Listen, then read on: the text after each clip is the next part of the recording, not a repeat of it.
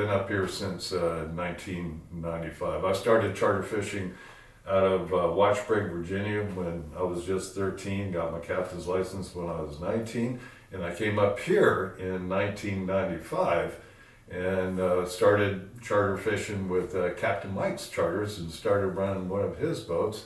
And then I bought one of his boats in 1997 and started my own business as Captain Greg's Charter. So been up here since 1995 and have no regrets about coming up here whatsoever. It's just beautiful. Over the coming years, if we really open up Lower Cook Inlet to vast drilling and even exploration, it's going to have dramatic impacts. Cook Inlet is such a critical habitat for a vast amount of marine life, whether it be birds or whales or halibut or salmon or rockfish.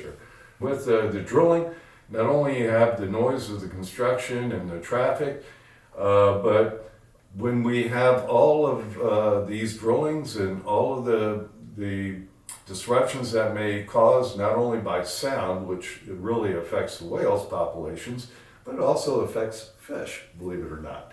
That they do respond to sound.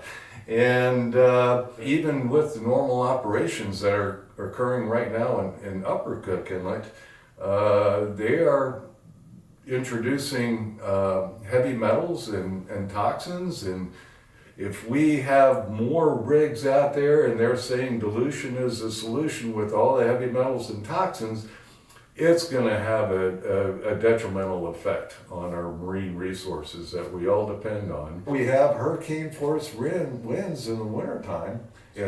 These rigs are going to have to be built to sustain that.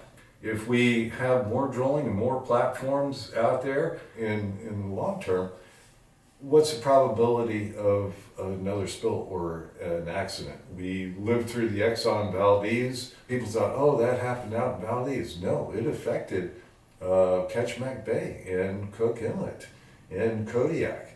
And if we have an event in the Gulf or even in the inlet, it's going to affect a wide-ranging area. So, you know, do we want that risk in this area where so many people, their lives depend on this resource and their livelihoods? All of the communities around Ketchikan Bay, whether it be Nanwalek, Seldovia, Homer, Anchor Point, even up as far as Deep Creek and places on the western shore, are all going to be dramatically affected because we depend on these resources to be able to harvest these resources on a renewable basis, and that's really at stake.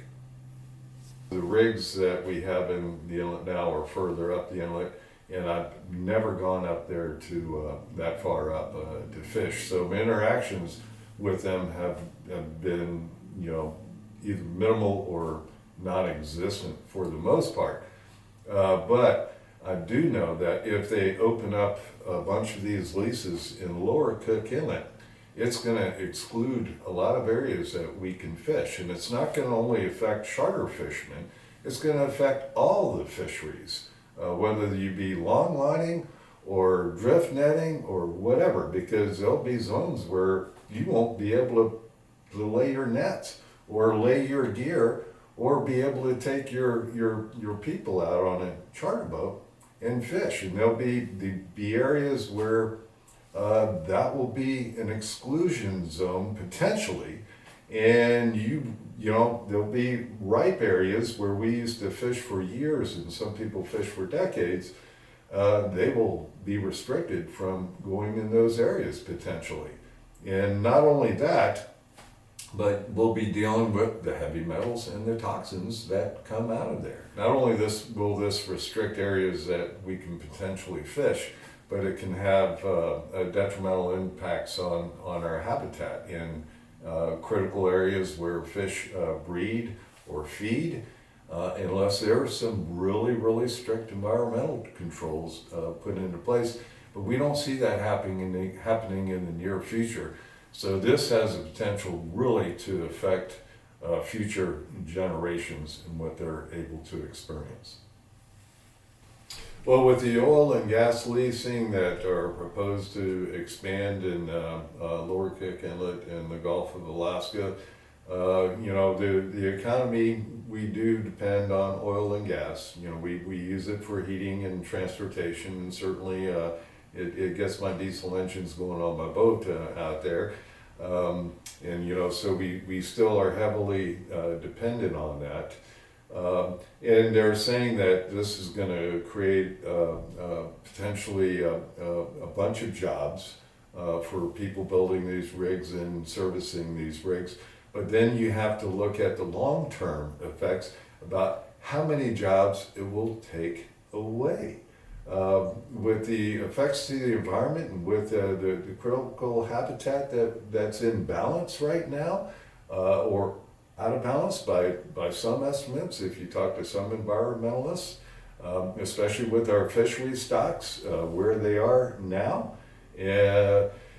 it's going to take away a lot of jobs. And these are communities that are dependent on our fisheries. They are really going to suffer. And what's going to be left?